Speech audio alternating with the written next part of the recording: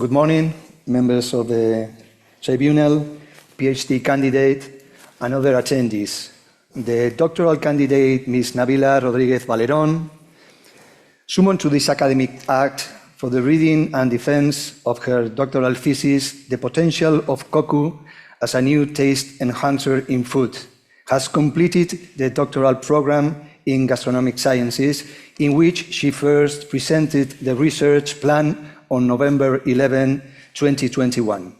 On January 20, 2024, the academic committee of the doctoral program at Basque Culinary Center approved the submission of her thesis, and in accordance with the university's academic regulations, she requested to two doctors from the PhD committee to provide a written report of the quality of the thesis, Professor Ole Mouritsen and Professor Shioda. In addition, two international doctors were asked to provide a written report with the aim of obtaining an international mention, Dr. Caroline Isabel Coté and Dr. Veronica Marie Coté. Throughout the thesis submission period, there were no observations or considerations from the doctors of the university community, and the previous quality reports were favorable for the thesis reading. Therefore, the academic committee of the doctoral program at Basque Culinary Center authorized the thesis reading schedule for today, which is why we are gathered in this academic act. Now, the president of the tribunal, Professor Ole Mouritsen, has the floor. Good morning, everyone. It's my pleasure to describe the procedures for this morning. First of all, I'd like to introduce the two opponents, my colleagues here at the table. It's Dr. Shioda from the NARA, National Research Institute of Cultural Properties. And on this side here, Dr. Iñaki Martinez de Albéniz Especila, I'm sorry for my Spanish, who later will ask questions. So the procedures are as follows. First, the candidate will give a presentation based on a thesis work on the potential of koku as a new taste enhancer in food. And after that, the three of us at the table here will each individually address the candidate, ask questions, and engage in a discussion, an academic discussion. And after that, there's a possibility to address Nabila from the floor, if any of you want to ask questions. And that will then end the open session here in the room, and then we'll have a closed meeting and proceed with our evaluation.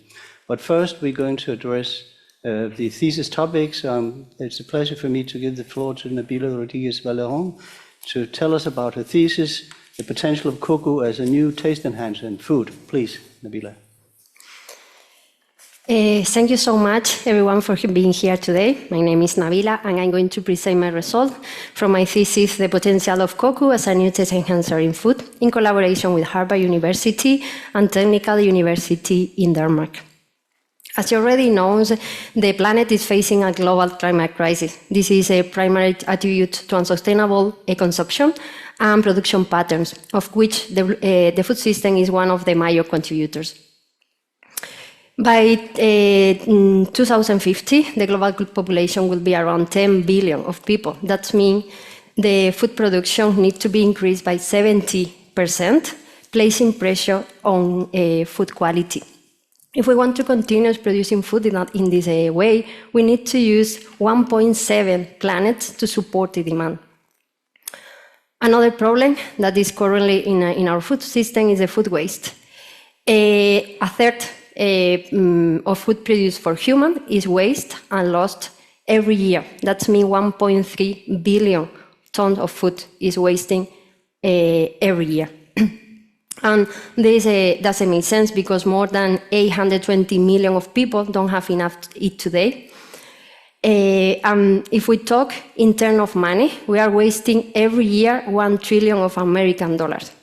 If we talk in terms of emissions, we are responsible of 8% of global greenhouse emissions just for food waste. And that happened between food production until our home. So reducing meat consumption, shifting more plant-based diet, and reducing food waste has been proposed as a key strategy for transitioning to a more sustainable food system. In order to tackle those issues, we need to eat more vegetable, fruit, and grains in general. And to facilitate the necessary green transition, of course, taste is a key. However, we need to work in different challenges. For example, the first one is that we need to increase the umaminess, sweetness, mouthful, and different aroma compound that is often lack in many different plant-based products.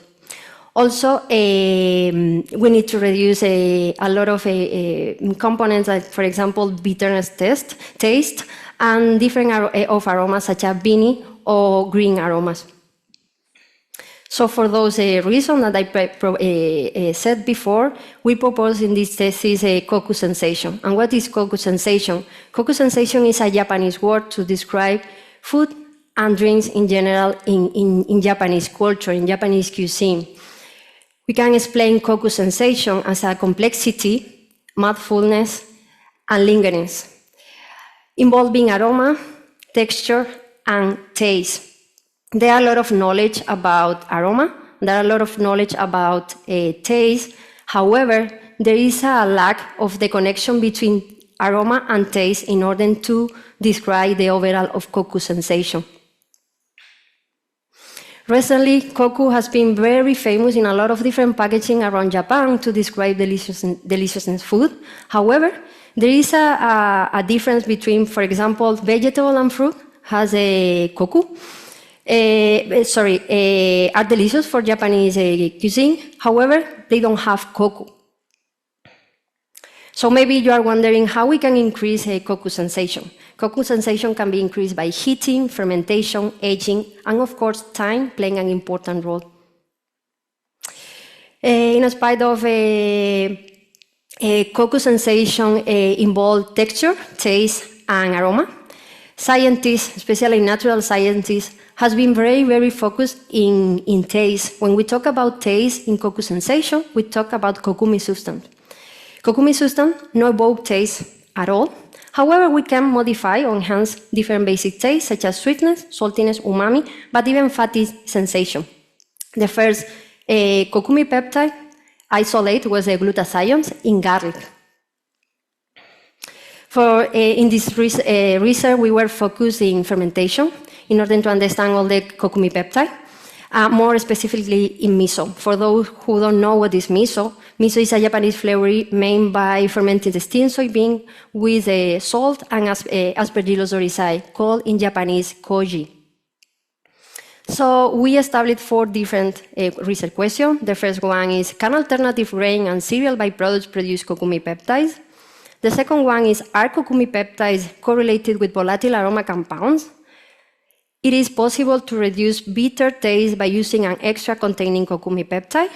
And the last one is, how do Japanese people perceive the Koku sensation? To achieve those kind of research questions, we divide this research in 3 different parts. The first chapter, plant-based, we characterize the gamma-glutamyl peptides and aroma compound in local grain miso.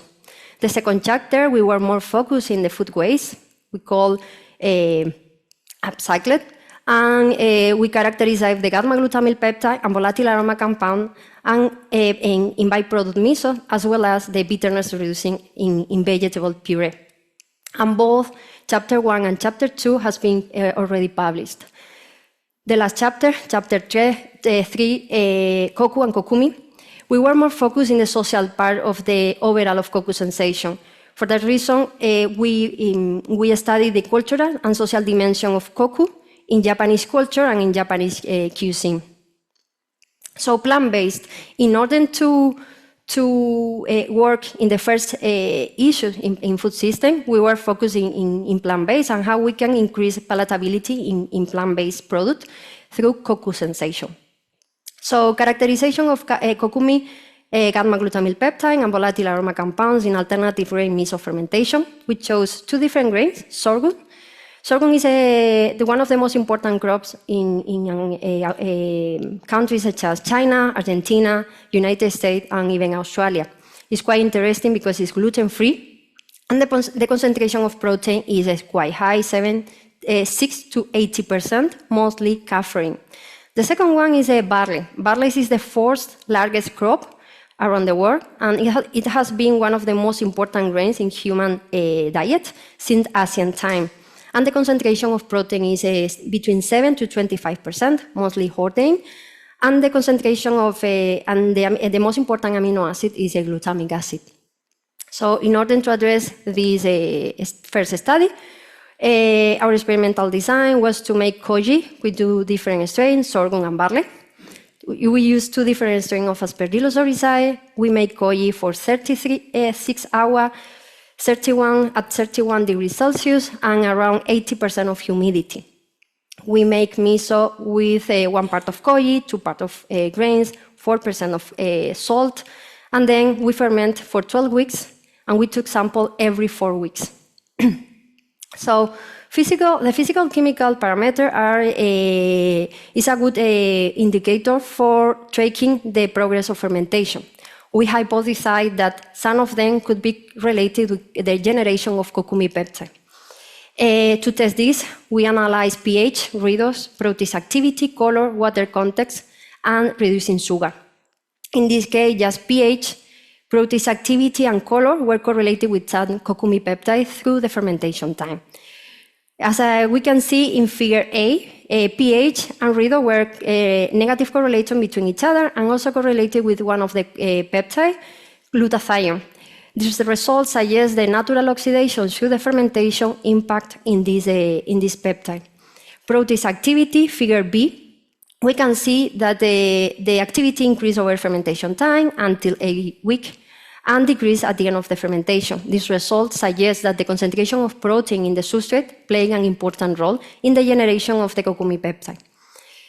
Color is one of the most important parameters for consumer preference, and here we can see in figure C that the color changed over fermentation time, and is correlated as well with redox and pH, suggesting that the natural oxidation driving the change of the color through the fermentation as well.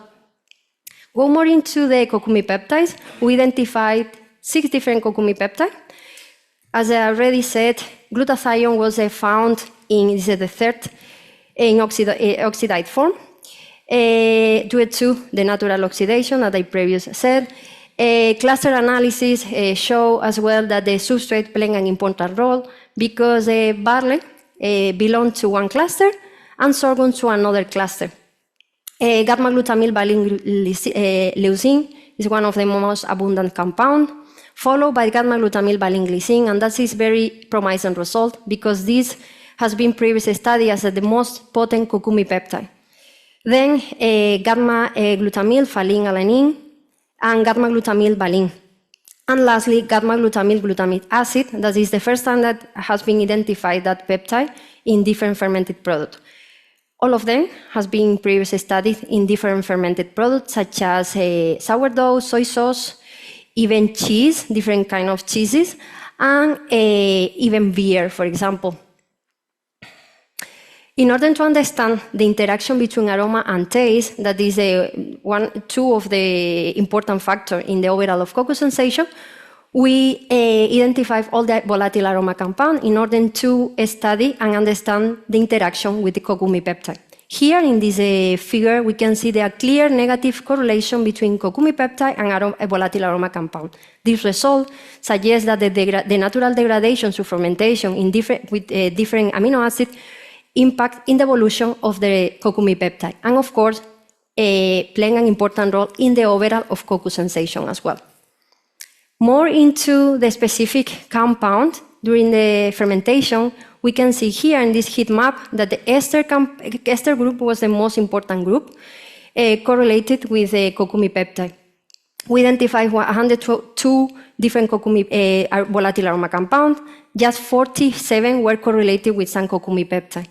Alcohol and aldehyde are important groups and volatile aroma compound for the contribution of the quality of miso.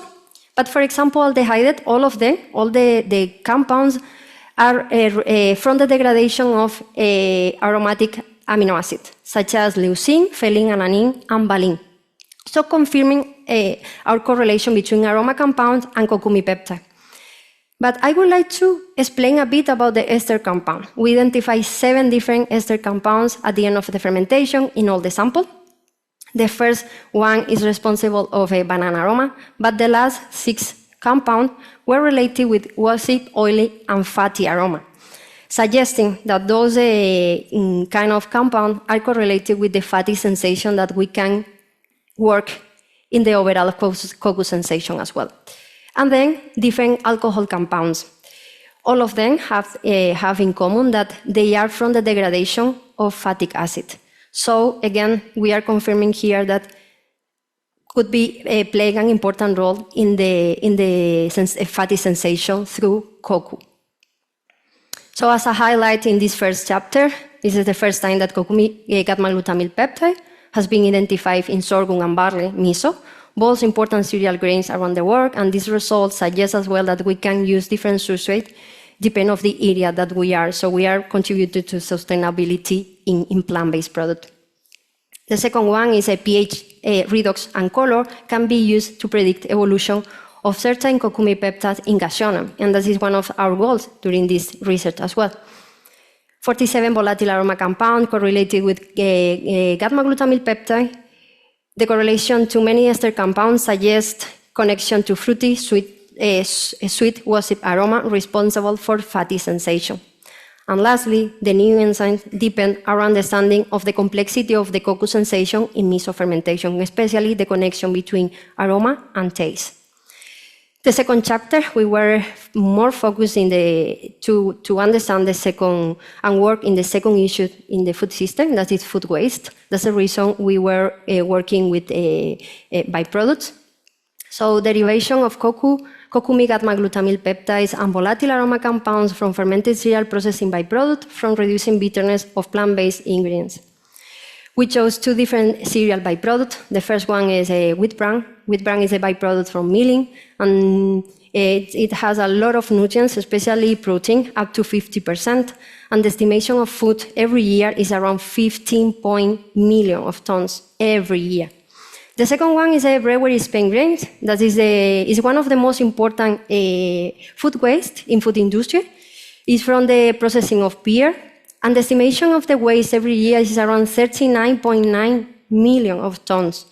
And the concentration of protein is still quite high, so between 19 to 25% of protein. So the experimental design was quite similar than our previous study. However, the koji was made with wheat bran and barley, but of course we used 2 different strains of Aspergillus abscessi and the same condition with the preparation of koji and miso as well. So monitoring the physical-chemical analysis not just provide us a better understanding of the connection between kokumi peptide, but also could be a very interesting tool to track the fermentation in unconventional substrates, such as a cereal byproduct, like we are using in this study. So gamma-glutamyl valine was correlated with pH. If we can see figure A and B, show the correlation between pH and that peptide. And for example, B show the wheat bran S1 BHG is a sample prepared just with cereal byproduct, but the pH is quite unusual for fermentation because increase over fermentation time until more or less 9.8. That is quite unusual in miso fermentation. And if we can see the abundance of gamma-glutamyl valine decrease after 8 weeks of fermentation. Figure B8, we can see that the pH is slightly lower than the other sample. And for example, sample barley is 1 BHG and wheat bran is 2 barley. The abundance of gamma-glutamyl valine is increased over fermentation time. However, wheat bran is 1 barley. The pH is slightly higher and impact at the end of the fermentation, that is a 0, the abundance of the compound. Protease activity also was correlated with some kokumi peptide. And here we can see that the behavior of the protease activity is quite similar than our previous study, even if we are using completely different substrate, where the activity increased over fermentation time until 8 weeks and then decreased. However, with bran S1 barley, increased over fermentation time, so confirming our previous result, where we say that probably the concentration of protein playing an important role in the overall of the enzymatic activity. Then lightness was related with pH, and here we see that there was a negative correlated with bran S1, the sample which show a very unusual behavior of pH. So that result suggests as well that pH, lightness, so it's part of the color, could be a good indicator for predicting the irreversible characteristic of miso fermentation. Go again into kokumi peptide. We identified the same six kokumi peptide. In this case, glutathione in oxidized form was found in all the samples. In this case, due to the pH was slightly higher than our previous sample. The cluster analysis here show that koji substrate playing an important role, due to wheat bran belong to one cluster and barley to another cluster. Also, the strain of Aspergillus playing an important role because the wheat bran cluster is divided in two different subclusters, one with S2 and the other one with S1. Also, this is a very promising result because we identify the most abundant compound here in the cereal byproduct, gamma-glutamyl valine glycine, that is, you remember, has been studied as the most potent kokumi peptide, followed by gamma-glutamyl leucine, gamma-glutamyl glutamic acid, and then gamma-glutamyl valine. If we can see here, there is a clear negative correlation between gamma-glutamyl valine glycine and gamma-glutamyl valine. Previous studies show that gamma-glutamine is the precursor of the gamma-glutamyl valine glycine. So here we are confirming as well that this peptide is the precursor of the other one. And here is, again, we want to study the correlation between aroma and taste. And even if we are using completely different substrate, we got the same result, a negative correlation between kokumi peptide and volatile aroma compound, confirming our previous study where aroma played an important role in the overall of koku sensation. Go more into the specific aroma compound. Ester is the most important group, followed by alcohol and aldehyde. But I would like to explain a bit about the phenol. Phenol are very uncommon aroma in miso. However, our miso is based on a cereal byproduct, so the concentration of lignin is very high. And the phenol is from the degradation of lignin. And also pyrazine. Pyrazine could be very common in miso fermentation.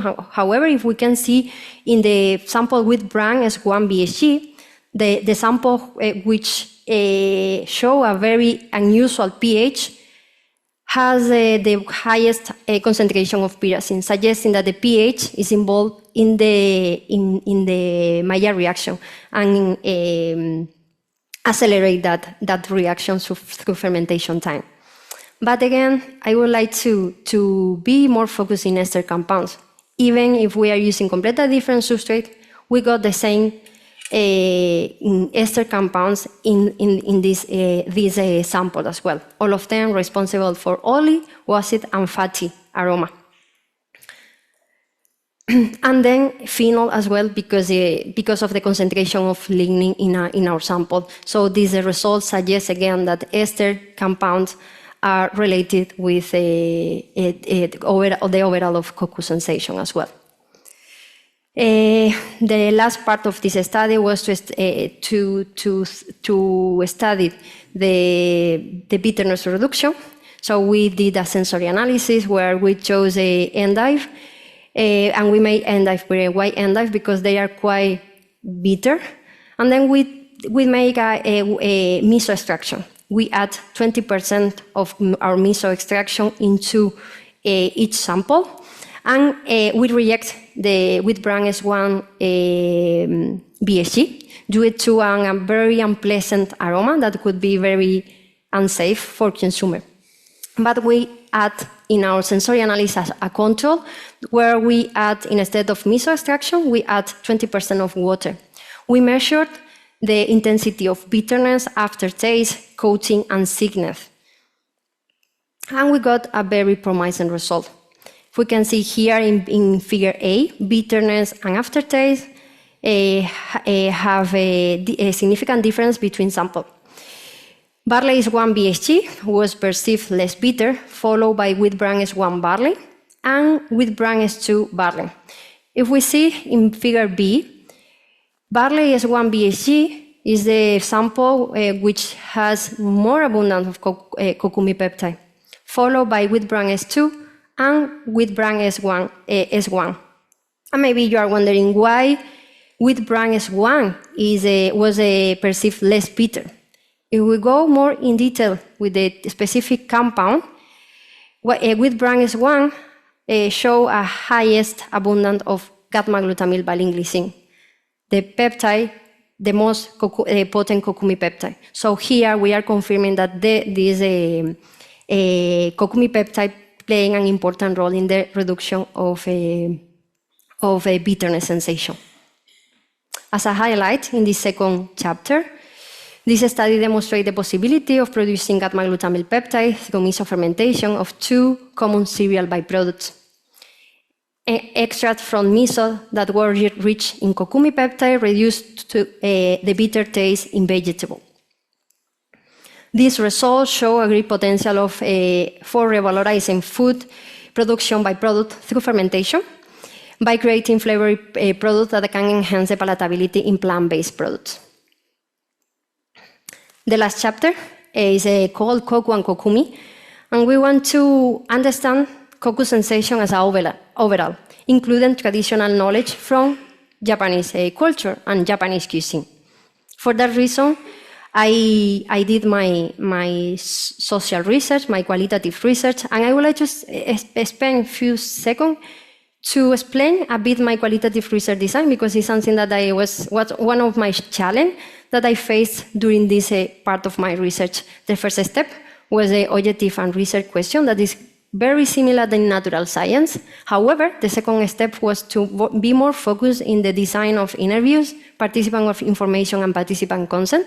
Then we send all the information to the ethical committee, and then we start choosing all the interviews and places that we are going to visit in Japan. After that, I start doing my online interviews, and then I spent a month and a half in Japan, traveling around Japan, doing my interviews and participant observation. And probably you are wondering what is participant observation. It's a methodology in social science where the researcher is involved in different methods, in different methods, in order to understand the process. And of course, in order to get as much information as possible to understand koku sensation in Japanese cuisine. And then I analyze all the data, including translation and transcription, because some of the interviews were in Japanese. So during my field trip, I was traveling around Japan. I visit a lot of different places and interview a lot of different people, from chef, fermenter, but people who don't have any relation at all with gastronomy and fermentation. Also, I have the opportunity to be for 1 week in a family in Kushihara, living and talking and be involved in all the process with them in order to understand what is a koku sensation in a daily basis life. So in order to conceptualize the term of koku, I asked my participant what is koku. And a lot of people, even if they use a lot the term of koku, a lot of my participants took a few seconds in order to think about that. Complexity, layers, and aftertaste were the 3 words more common to describe koku. Complexity was used in order to describe how we can mix a lot of different ingredients in order to develop a very specific flavor that we can consider koku. If we go to the wine world, there is 2 different groups, expert and non-expert. For non-expert, complexity is when people don't know what is a specific aroma. However, for expert, when they talk about complexity, they are talking about fermentation, aroma, microorganism, terroir, etc., because they are talking about some specific step during the wine process. Going to my fieldwork again, I had the opportunity to visit a sake brewery in Nara. And the brewer master told me that in a traditional way to make sake, he doesn't like to polish the rice a lot as a jingo da jingo. That is for those who don't know what is jingo da jingo, is a high quality of sake. And the polish of rice is up to 50%. He said that if the first layer of the rice is full of protein. Protein means complexity, but also history of Nara. So talking about layers, I can introduce my second word, layers. For a lot of my participants said that Koku is put a lot of layer in order to get a specific and an overall, always use the rounder flavor. I read a book about, it's called The Secret of Koku and Umami, and they also explain Koku from 3 different layers: biological response, physical reaction, and a psychological experience. A lot of my participants said that Koku is not just perceived through our mouth, but also through our nose, and even sometimes through our eyes. And this is the first time that we can connect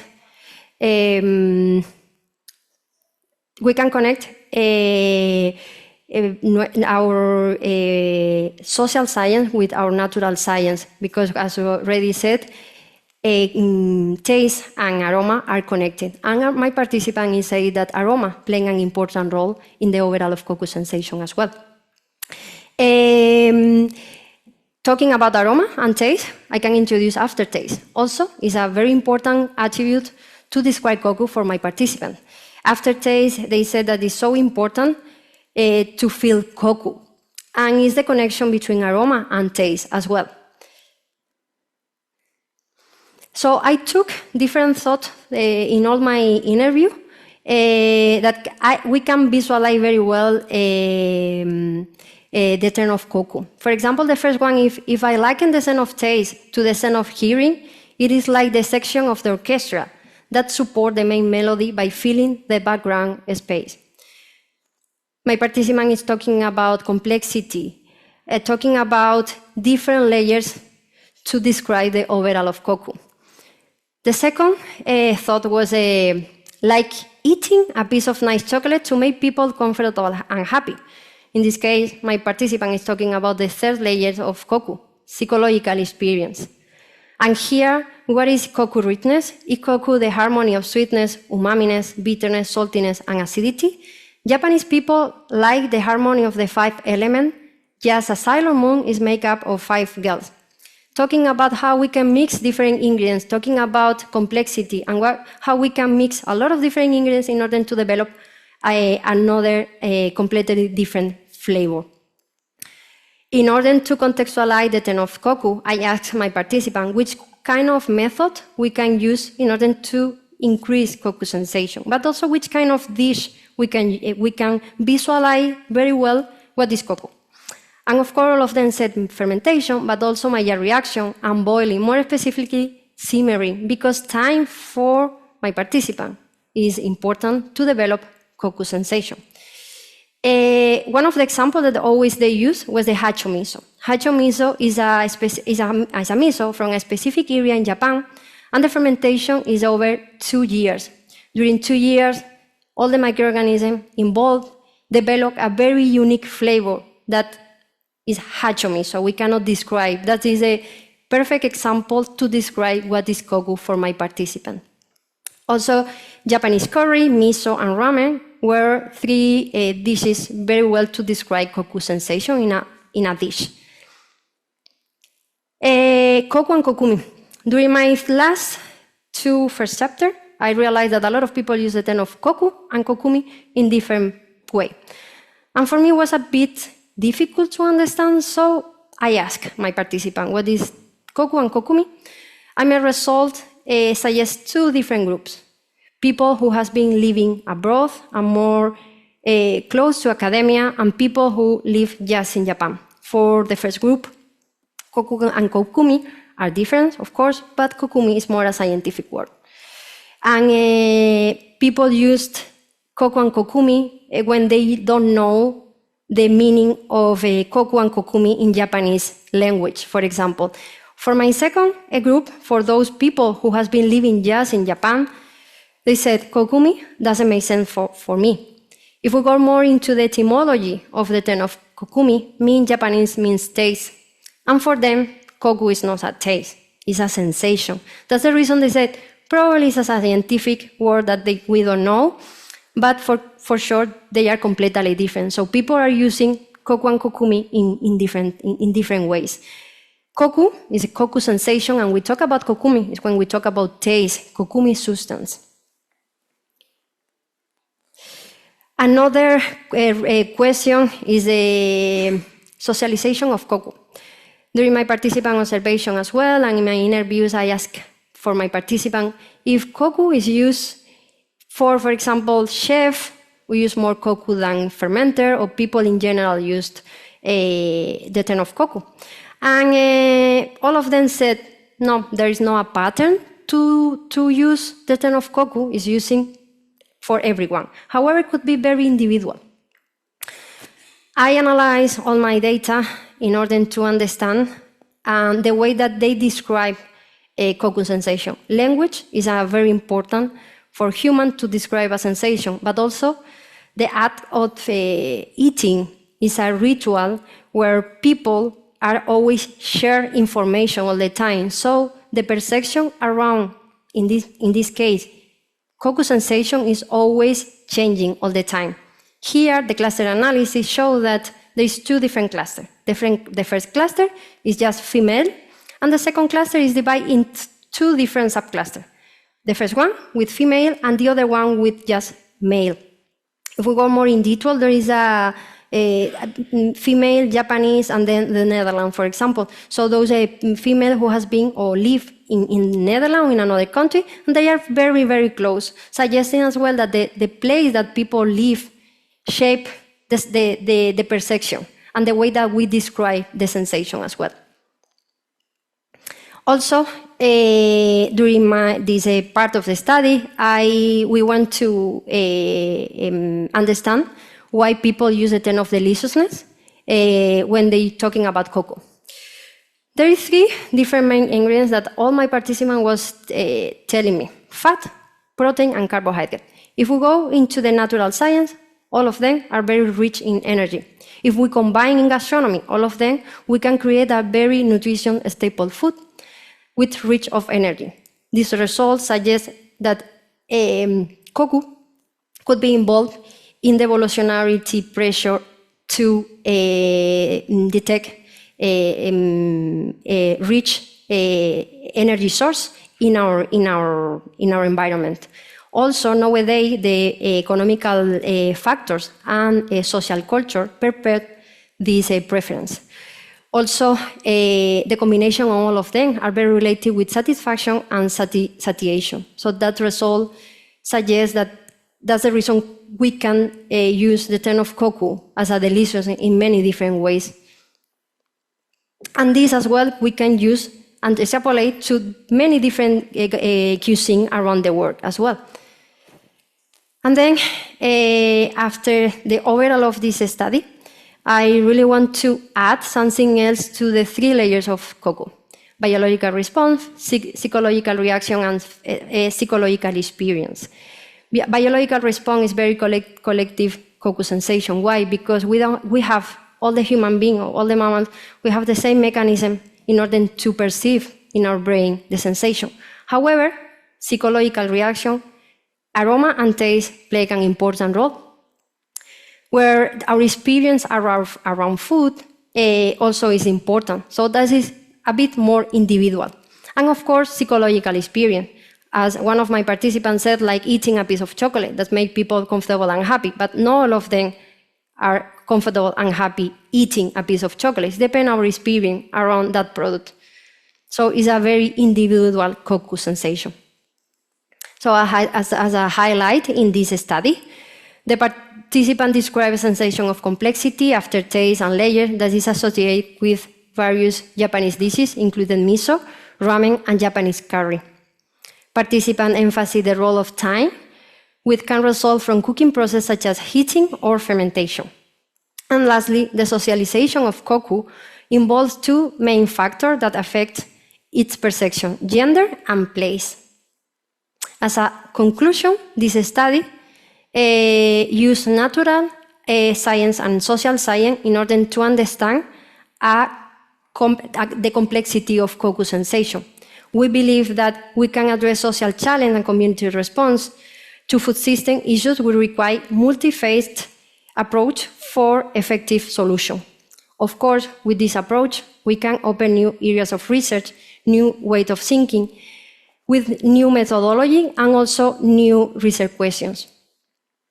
But I would like to share with you some limitations that I faced working in a transdisciplinary research. The process of outlining research questions, analyzing, and writing a study differs significantly between natural and social science research. For that reason, to achieve the new approach, we researchers need time and patience to learn and understand new ways of thinking in different fields, just like the Koku sensation create in food. Or for example, as we learn a new language, for example, we need time and patience. It is crucial to continue researching in this field where social and natural science converge, including traditional knowledge.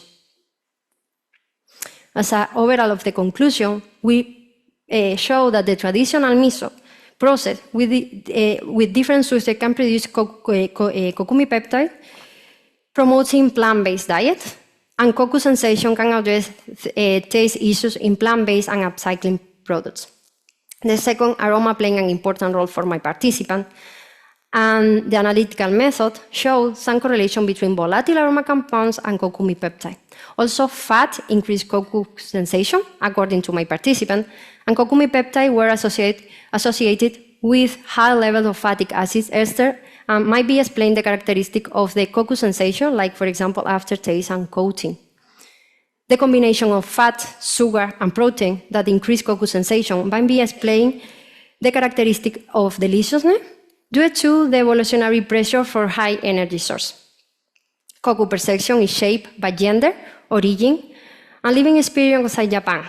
It is not just a physical sensation, but also influenced by culture and tasting practices. Lastly, analytical method give us an important data. However, we cannot forget about the human ability to perceive food in its cultural context. As a contribution in this thesis, we provide a new approach to knowledge acquisition are necessary to address this social and environmental problem. Transdisciplinarity can be helped to achieve solution by involving more actors. As a future direction should be more focused in the microbial community responsible for producing kokumi peptides and volatile aroma compounds, and of course, continue studying the connection between aroma, kokumi peptides, and texture. Thank you so much.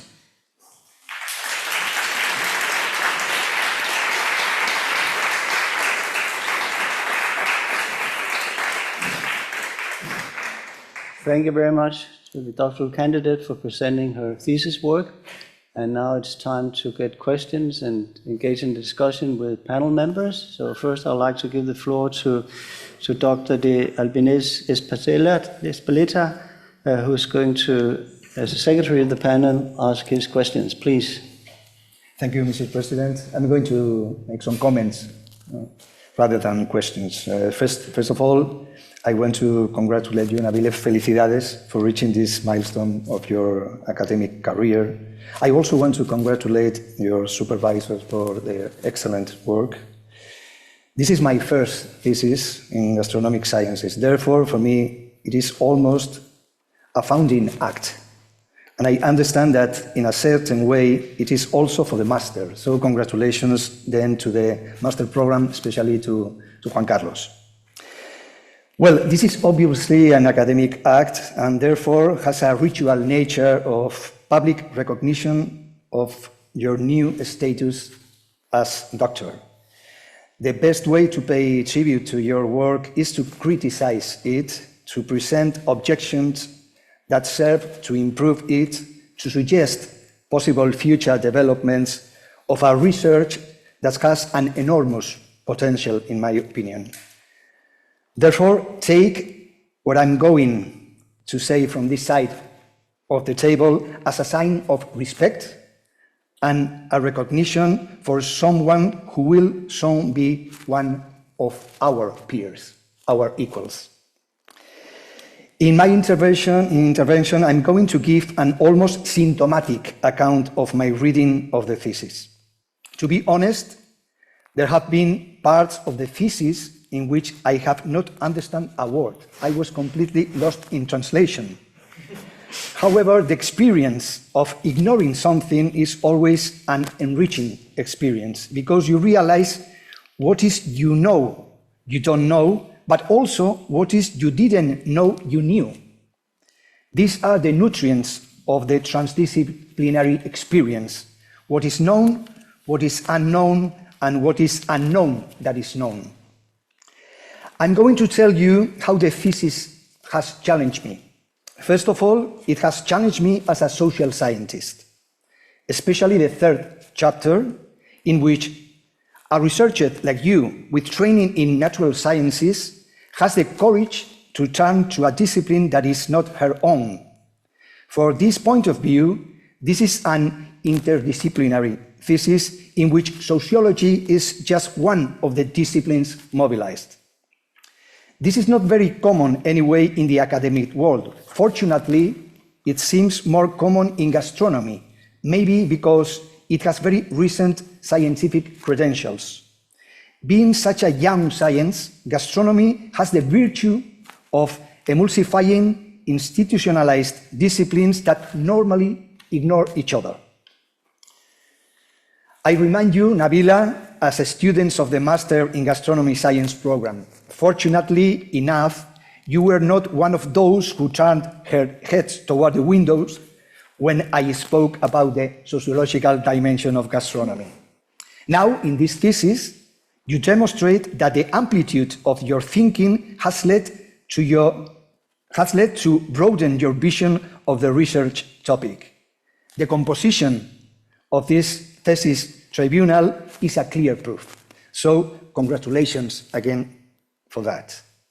As a sociologist, I must tell you that you make a very precise use of the discipline, its interpretive frameworks, and its methodological tools. Perhaps too precise a use, and I will soon explain that. On page 38, you state the following: social science is essential in understanding human taste. The interplay between the mechanisms of receptors, flavor, culture, and social practices helps researchers understand the intricacy of taste in human beings. Social science, you continue, introduces a fresh perspective to natural science and encourages questioning, leading to new research questions to answer. End of quote. You refer to Pierre Bourdieu, who, as you know, is like naming God in my discipline. For Bourdieu, taste is only a byproduct of social variables. Bourdieu's sociology, and his sociology of taste in particular, is kind of a tautological science that explains the social only through social variables. He forgets about the material infrastructure of taste. For instance, what is food beyond its social representation or symbolic background. For social sciences, then, it is very positive to be in your thesis. But it has to be a more undisciplined sociology. You approach sociology almost by mimicking the epistemology of natural sciences and adding the forgotten social and cultural dimensions as far as they are taste determinants. You take the social as a predetermination of an experience that will have purely psychological and individual effects. I am referring here to the pyramid that you present on the page 185, in which you talk about 3 layers of Koku: biological response, physical reaction, and psychological experience.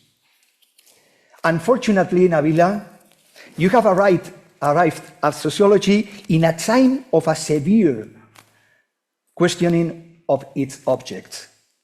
The most interesting developments in sociology nowadays point to the fact that it is no longer a self-referential science, a science of a society explained by social factors, but a science of associations.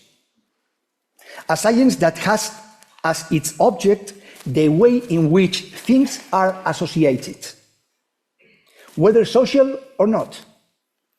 In other words, in a sociology of associations, a microbe is as social as a gastronomic ritual if both the microbe and the rituals are associated to produce the sensation of Koku, in that case.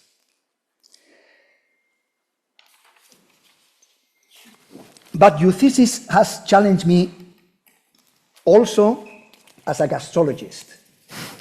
And you know what I mean by this term.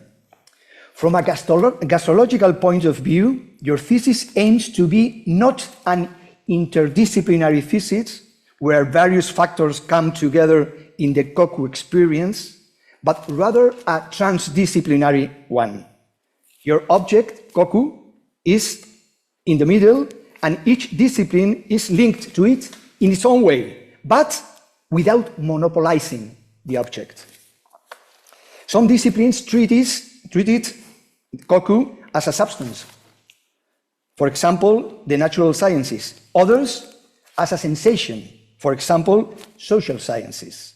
But there is no hierarchy between substance and sensation, as if the second were less relevant because it comes from everyday life. Regarding this, I have the impression that the thesis still underlies an asymmetry between experts, those you interview, or those are worth interviewing, from whom you demand kind of a theoretical or scientific discourse, and laymen, those you observe in their work, in their practice. Some, the ones who know what Koku is, talk. Others are just makers. The meaning of Koku is always a situated meaning. A meaning as use, would say the philosopher Wittgenstein. It is not relevant so how many times it appears as substance in your interviews, but rather the context in which this name is used, Koku. To finish, I'm going to introduce another layer in addition to the 3 that you point out, the biological, the physical, and the psychological. I refer to the epistemological potentialities of Koku. Koku as a way of feeling the complexity of the world we live through the complexity of flavor. Here I connect with Anne-Marie Moll, who in the book Eating in Theory understands eating as knowing. The question would be then, how is the world apprehended or comprehended through Koku?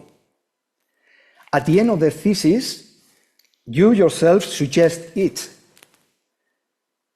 I quote, "I believe that to address the challenges of the food industry, it is crucial to continue research in this field where social and natural sciences converge.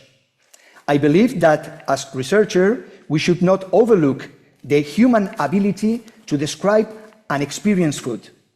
In my opinion," you finish, "to achieve this new approach, researchers need time and patience to learn and understand new ways of thinking from different fields.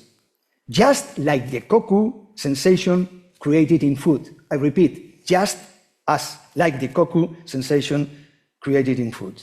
End of quote. This is the layer I would like to add to your proposal, the epistemological one. How flavor, in this case koku, leads to knowledge. I refer to that Spanish play on words that cannot be done in English between flavor, sabor, and knowledge, saber. Does koku help us to know the world better or more deeply? This got very powerful implication, as if koku were a paradigm or an heuristic model for understanding complexity. The complexity of the world as well as the complexity of transdisciplinarity. In koku then, the sensation of complexity led to the assimilation of complexity as substance. The slogan would be, against fast thinking, give me please those reflexive 5 seconds during which the sensation of koku lasts. Koku flavor, koku science, koku war, and koku master, Juan Carlos. In order to better understand the concept of complexity in koku, you refer to the concept configural processing, the ability to perceive the whole and the individual elements at the same time. Koku could be, therefore, the configural processing of flavor, and through flavor, the configural processing of transdisciplinarity. This constellation of disciplines working together in equal conditions. And through a trans-D science, the processing of the complexity of the world. Nevertheless, the difficulty of taking the koku experience to its ultimate consequences is given by the need to pursue the feeling of comfort when we eat. In other words, the need, you say, to face complex processes such as the climate change without compromising flavor. But, and this is one of the questions I want to make, but isn't it only by compromising flavor, abandoning comfort food, or food as a device of political comfort, that we can face the difficulties of the world? In the thesis, you address a topic that is of great interest, the proposal of what I would call a queer gastronomy, a gastronomy that denies that we eat depending on who we are, and on the contrary, assumes that since we are what we eat, compromising flavor would help us to be otherwise, to be more critical. In this beautiful thesis, you have taken a first step in this transformative journey, a very brave step indeed. And you have taken it rigorously. The academic career is like fermentation, Nabila. The time factor is very important. A researcher has to ferment for a while to develop a complex perspective, to be a koku researcher, not only a researcher on koku. Only then is possible for her being isomorphic with the object she is investigating.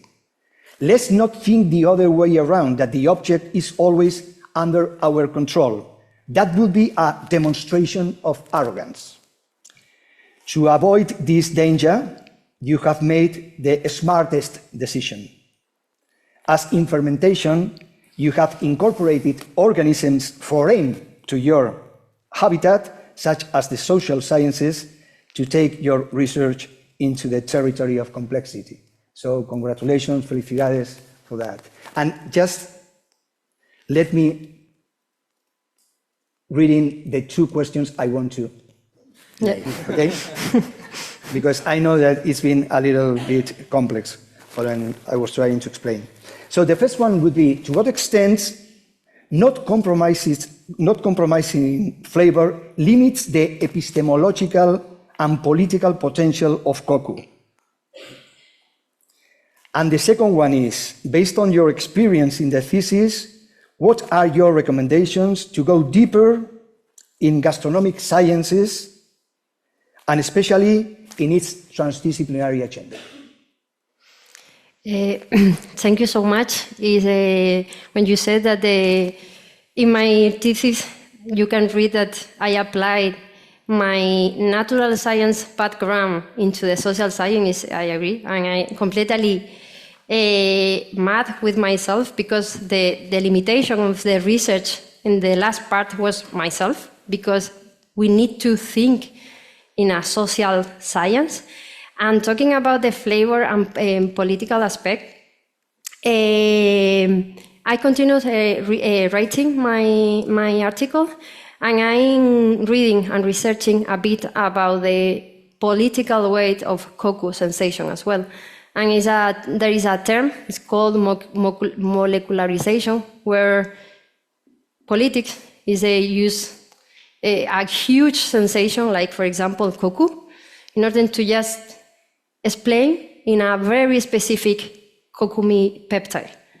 So I don't know if I answer the question, but of course we need to continue researching in that part, because taste as a taste is not just the way to continue working for Koku sensation.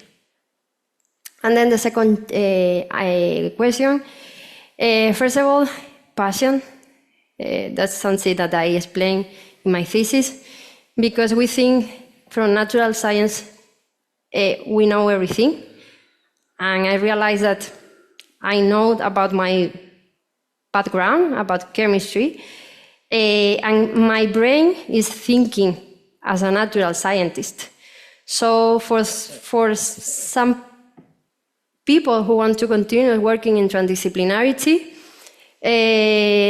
they need passion, and of course, as you said, the objective, especially in my last part of my research, was not under control at all. I was a bit frustrated because I didn't know. It was a huge process and a lot of challenge that I faced during this part, because probably because our ego, basically, as a scientist. So we need to work on that and think like social science, and especially traditional knowledge, we need to include it in order to continue working in transdisciplinarity. And of course, I believe that if we want to continue working in sustainability and develop different products, we need to think in that part as well, how human and the ritual of around food, and how, of course, and even our language, how we can perceive and describe through our language. And this is a very slow process if you jump into from natural science and me like to social science. So patience and time is the only thing that I can say. Patience and time. Okay, thank you. Thank you very much for the opponents' questions, and thank you very much for the candidates' response to the questions and comments to the introduction. So now we turn to the second opponent, Dr. Shioda, who's going to address questions regarding the thesis. Please. Is this working?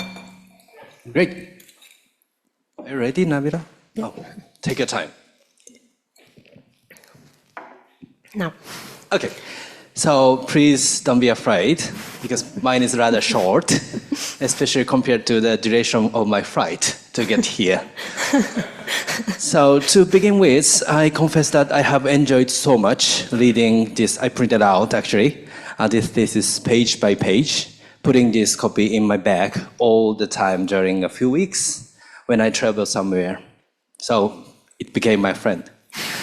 I say this is Koku no aru thesis in Japanese because it is much layered, the multi-component, and left me a good aftertaste.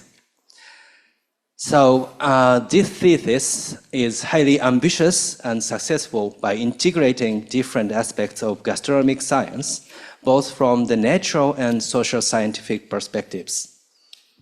I understand the difficulty to cross over the academic disciplines, especially between humanities or social sciences and natural sciences, that sometimes are taught completely separately in universities. Because I myself is a biomolecular scientist who is doing archaeology and who graduated from Faculty of Letter, 100% humanity department. Also, as a Japanese, I felt very happy that this talented candidate chose something related to our food culture for her PhD topic. This thesis is well structured by three main components. One, biochemical investigation of koku, focusing on the relationship between specific kind of peptides and koku sensations.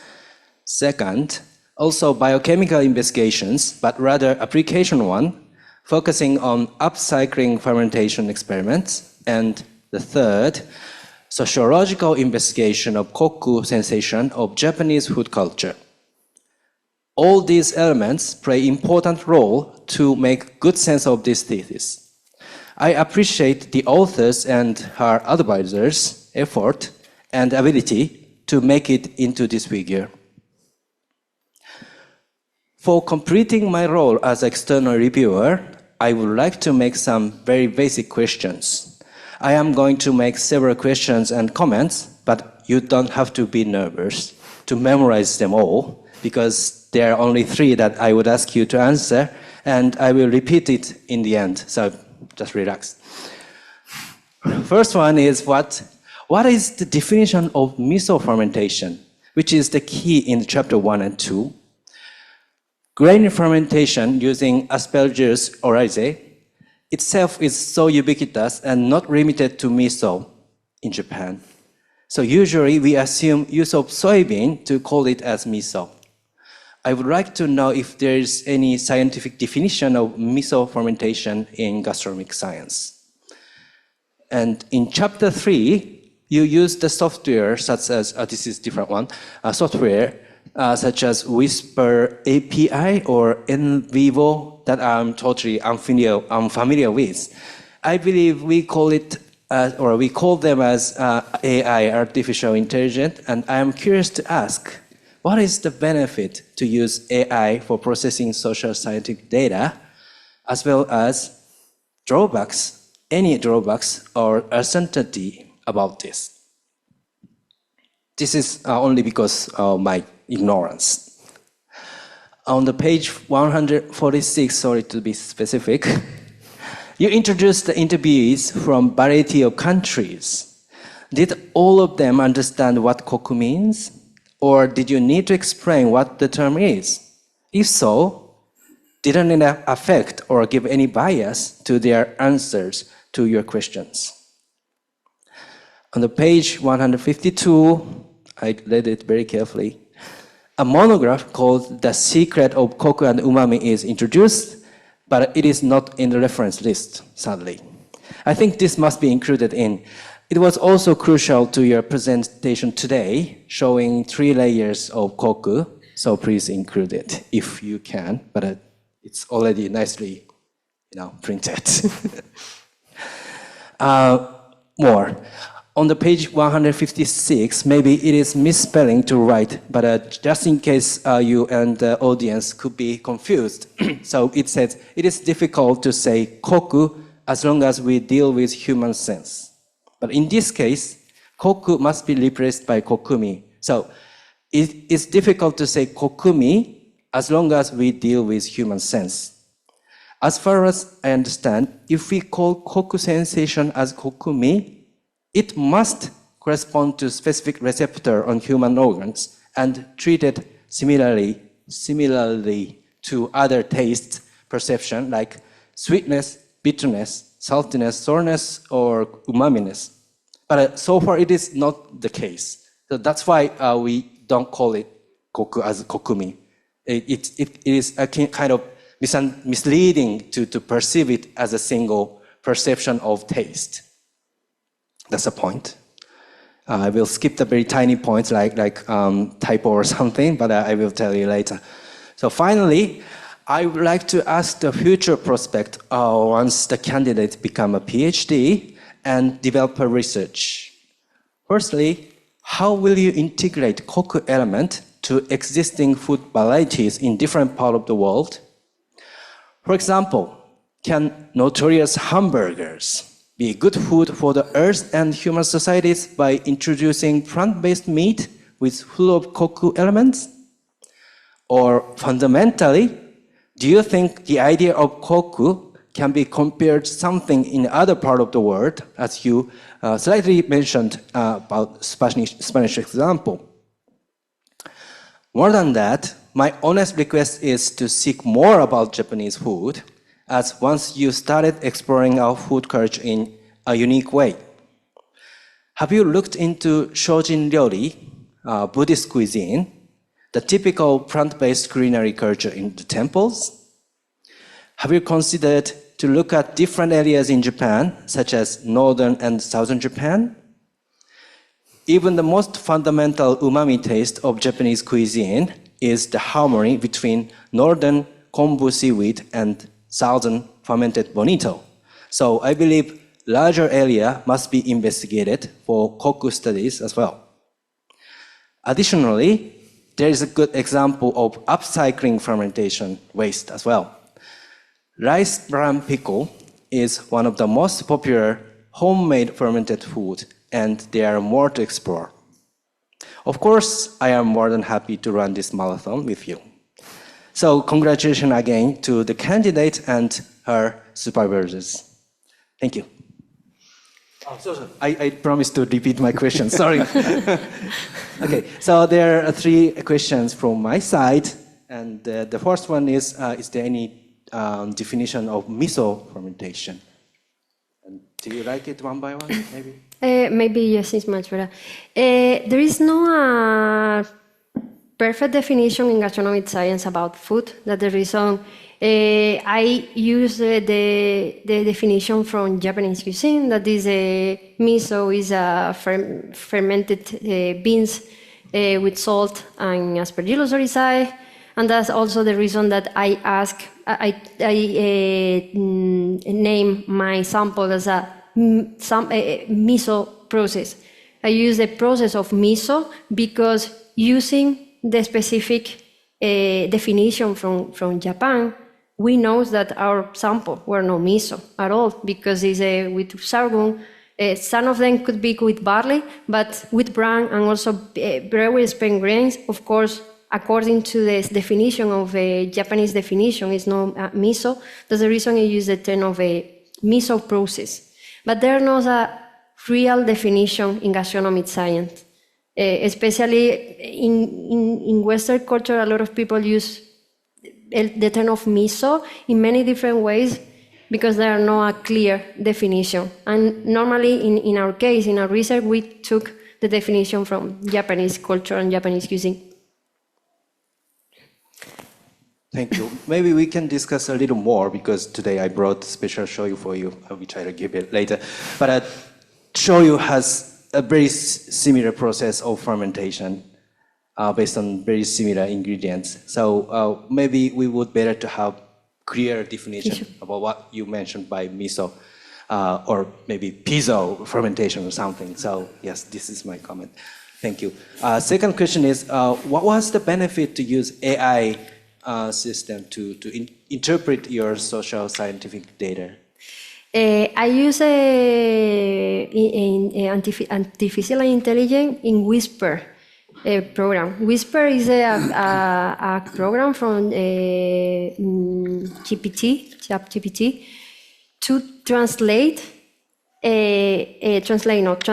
all my interviews, and help a lot because I recorded all my interview, and a normal software that I was using previously Whisper. I was using another different app with this artificial intelligence, and the transcription was quite a nightmare to cure the data after that. So Whisper is quite accurate to transcribe all my interview. So I used artificial intelligence just for that.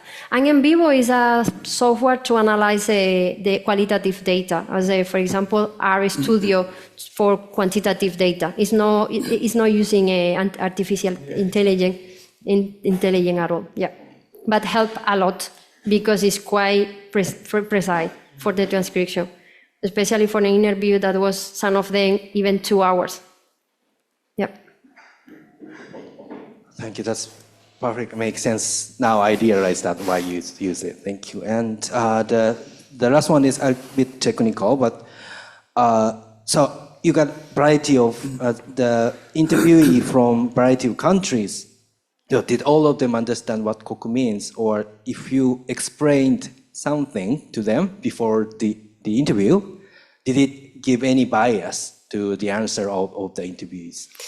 Normally during my fieldwork and also my online interviews, when I use the term of kokumi, a lot of people didn't understand at all what I was talking about. When I start talking about koku, everyone knows what I was talking about.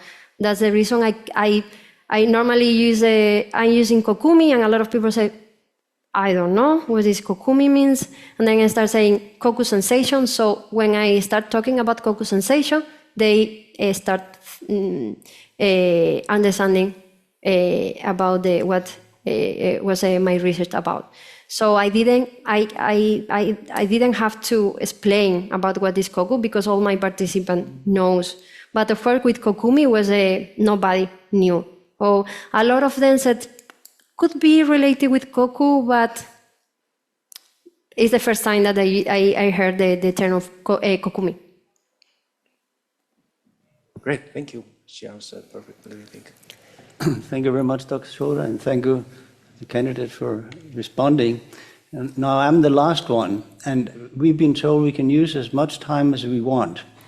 So I'm going to spend a little more time. My general assessment on the thesis, I'll come back towards the very end of the proceedings. So I'll rather start with some simple questions and some maybe more technical questions. I've been asked to cover in particular the two first chapters, although I think the last chapter is really, to me, one of the more interesting parts of the thesis because it's very unusual for a physical scientist. I appreciate very much your eloquent exposition of your talk. It was a wonderful talk, and you went through the thesis in both from a point of view of the overall goal and also what the specific results were. And I really appreciate that you start with the big picture. I mean, we have an issue here in the world with green transition, and it's monumental in the food systems. So what do we do about it? And you mentioned that taste is a critical element in order to change eating habits towards a more plant-forward diet. So I have a general question. I mean, you said plants lack sweetness and umami and mouthfeel. Why is that? Plant-based, in general, a lot of without any process as a fermentation. Maybe it was I didn't explain very well, but when I talk about the challenge of that taste is when in general many of the vegetable in plant-based, I mean, when we want to develop plant-based, before the different process, like for example fermentation, that we can get a lot of umami, we lack that mouthful because as I mentioned as well, a lot of vegetable in Japanese cuisine, they're delicious but not have a koku. So when I talk about increased mouthful, umami and sweetness is not in all of them, because for example tomate, we know that has a lot of umami. And that is a good example to just talking about tomato as well. That is a good example that a lot of Japanese people told me that umami has tomato has umami but no koku because they don't have aftertaste. So when I talk about that, I don't know if I answered the question properly. Maybe I should ask more specific. I'm asking, why is it that plant material do not have sweetness, or maybe why don't they have sweetness? Why don't they have umami? I'm not talking about the fruits, the tomatoes and maybe corn, but why is it that plant material do not have umami taste? For example, with the sweetness, we know that the vegetable have a lot of fiber, and if we break down that molecules, we can get a lot of simple sugar. Right. And then with the protein as well, we have protein, but we don't have glutamic acid that is responsible for umami. That there is a lot in animal product, for example, as well. Yeah, that's right. So why is it? I'm just questioning the basis. Why is it that animals have something to offer in terms of umami that plants don't have? Is there a biological reason why this is the case? This is a biological reason. Yes, that's the reason. It's important, for example, fermentation, in order to get that those molecules that the animal product. Or, for example, cheese is a fermentation, so we already fermented the milk. So by fermentation, you can release these compounds. Exactly. But also, animals, they have muscles, and so you have nucleic acids. No, exactly. Really, yes. So it's an exercise for panels also to go to nitty-gritty details and to show that you've written the thesis. I only found 2 misprints, which I think really amazing. There's only 2 misprints, and one is that you're missing. You talk about tons rather than million of tons. There's one thing. I just have to show out reading, and then you defined a new gamma-glutamyl peptide, which is gamma EA. Yeah. It's not in your list of definitions. In my list, EA. gamma-glutamine. It's on page 19. Don't worry about this. Now Okay. What I'm going to do now, eventually I'd like to drag you into discussion about what is sensation and what is multi-source sensation, and also coming back to both opponents' questions about what is Koku possibly telling us about the world and how we interact with the world via food. But let's just take some more little specific questions. And it has already been alluded to the fact that natural scientists, they're preoccupied with molecules, and molecules elicit sensations that are interpreted by our brain and folded with our culture, and they end up with wonderful terms like deliciousness and koku and whatnot. And so the kokumi peptides, which are sort of the suspects here that might elicit the koku sensation, it's usually said that they don't have taste. But on page 4 in your first paper, you talk about taste thresholds for these peptides. So how does that make sense? If they don't have a taste, why is it a taste threshold? Because it's the connection with the basic taste. Actually, something that is still under studying, because there is an interaction between another molecules that trigger the sensation of koku, but we still don't know how that's happening. So we know that this is the level of each peptide, but it's because of the interaction with another molecules, such as, for example, the glutamic acid, that enhance the taste.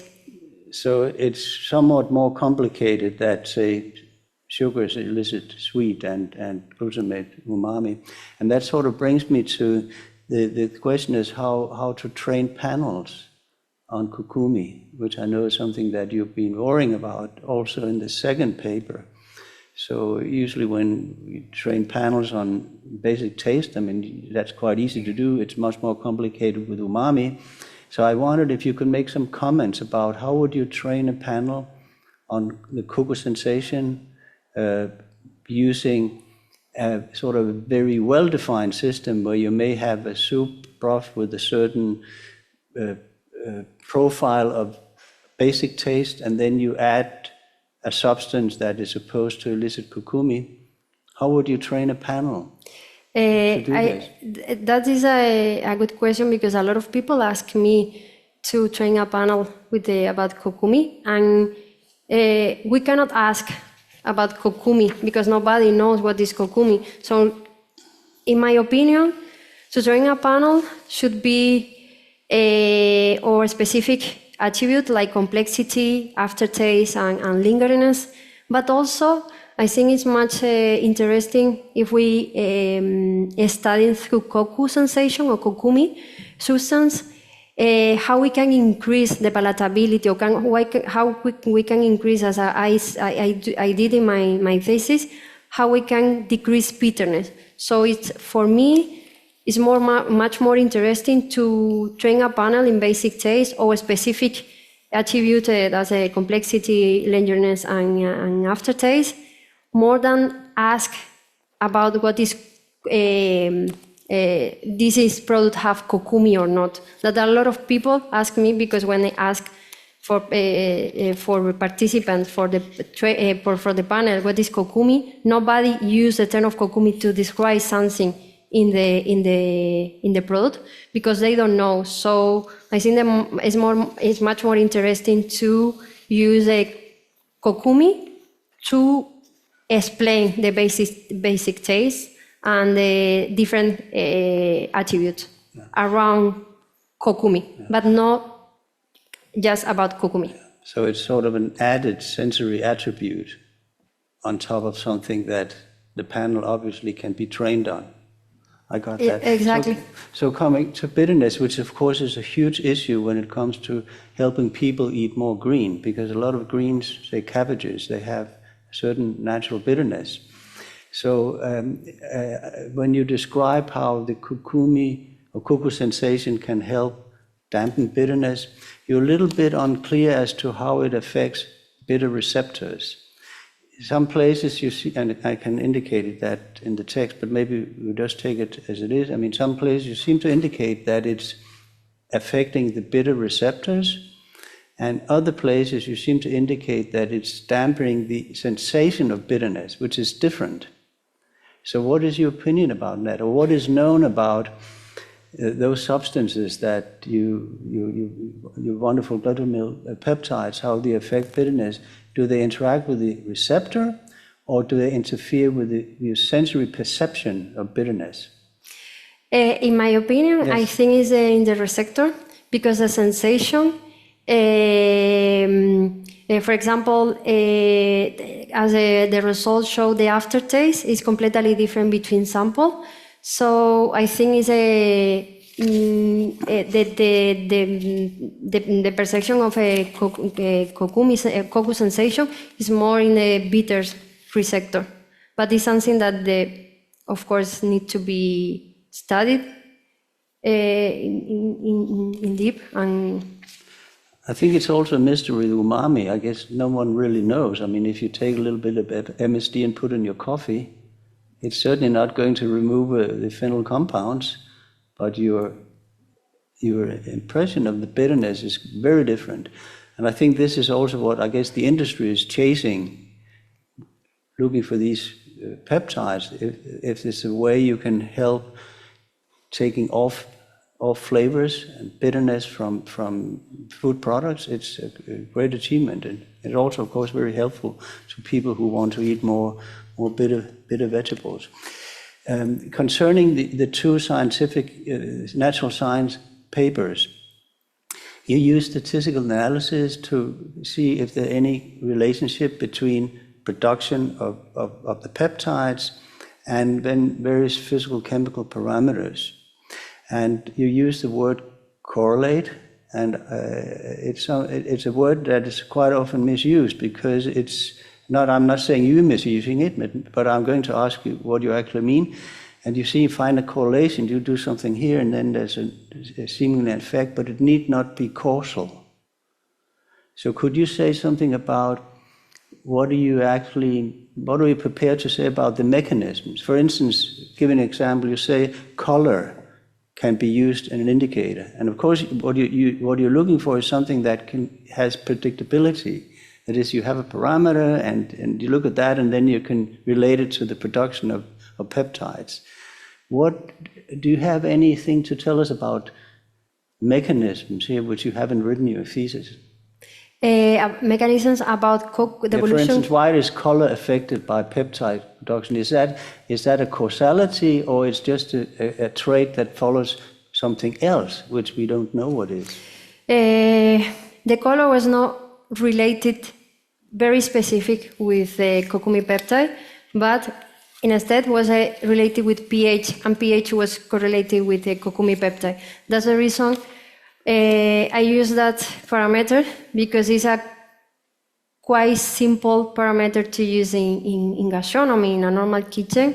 And as we can see in the result, the natural oxidation change the color, and the natural oxidation is correlated with, for example, glutathione. So that's the reason I extrapolate the information in order to, because one of the goals in the study was to use Koku sensation more in gastronomy as well.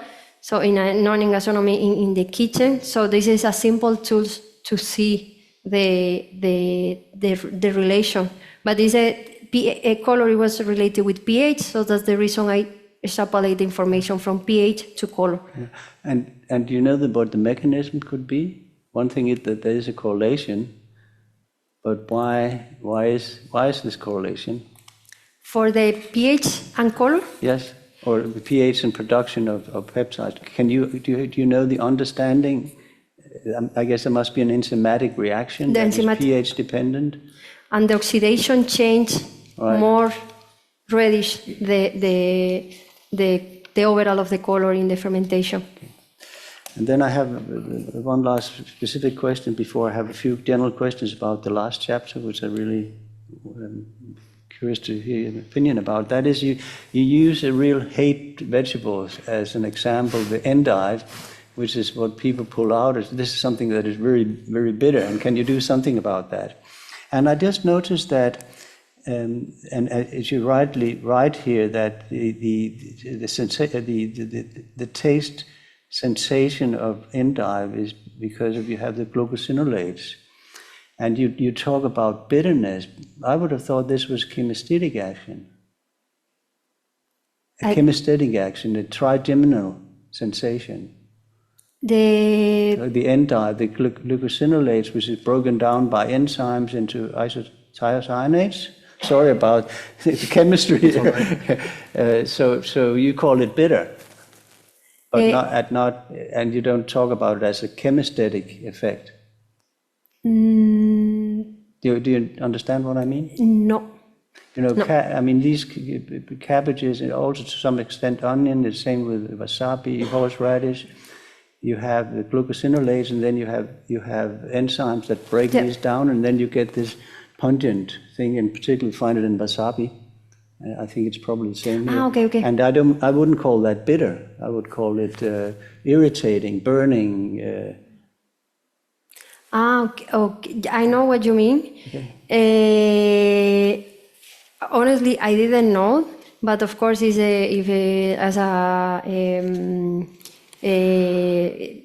from the trigeminal nerves.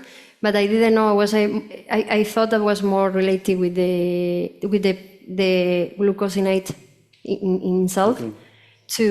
That is the reason why this is quite bitter, but also something else. Yeah.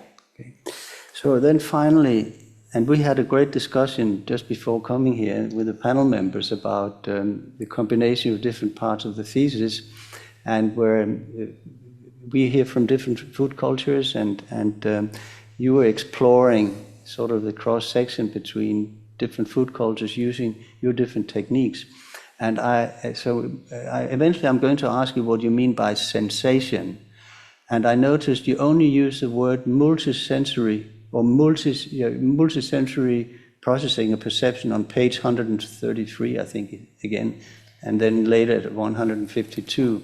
And whereas at earlier parts in the thesis you talk about a flavor space as something very fuzzy, complicated stuff where you have all sorts of things flowing around. And you have taste, you have odor, you have mouthfeel, probably many more things, and then you have the whole cultural overlayers. And so is there a reason why you don't start out talking about multisensory sensation? One thing, and another thing is that this thing we try to struggle with, understanding what Koku sensation is this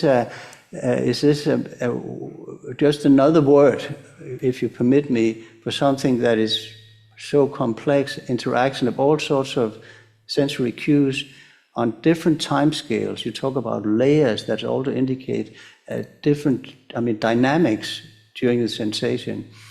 Are we sort of just throwing new words on things that we usually call multisensory perception? I realized when I was in Japan that a lot of, in Japanese cuisine, everything is very rounder. And for a lot of people, that roundness is we can transcribe like a Koku sensation. When something is a Koku, as you said, I use a term of sensation, but could be multisensorial, because there are a lot of layers that involve in the overall of Koku sensation. And if you remember a Japanese dish, everything is rounded. You cannot describe like it is umami or it is for example, dashi is a very clear umami. But for example, if we go into Japanese curry, that is one of a lot of my participants, everything is like when we talk, I use the same example with complexity in wine, what people don't know all the process behind, we perceive as a overall. We cannot say this is sweetness or this is umami or this is in Japanese that is koku, because it's like a roundness. It's like when one of my participants said this, one of the examples when he said, if you hear a violinist alone, you can see that he's a violinist. But if you listen the violinist in the middle of the orchestra, you cannot perceive the violinist, but without the violinist, the harmony is completely different. So that is Koku, that the harmony, to make everything random. And for us is like, for example, hacho miso. Hacho miso is like, okay, it could be chocolate, but it's hacho miso. Nobody can explain. If we analyze the aroma, we can explain very well. But when we taste, our perception about hacho miso is a unique flavor. So that is the way that my participant described Koku. I think always in a Japanese cuisine, like everything is very rounder. We cannot describe this is super sweet or is this super umami or bitterness. It's just rounder. That is Koku. So I have one. Thank you very much for your explanation. I think I understand some of it. I know it's complex. I have one final question, and that is related to the way you interact with your informants and what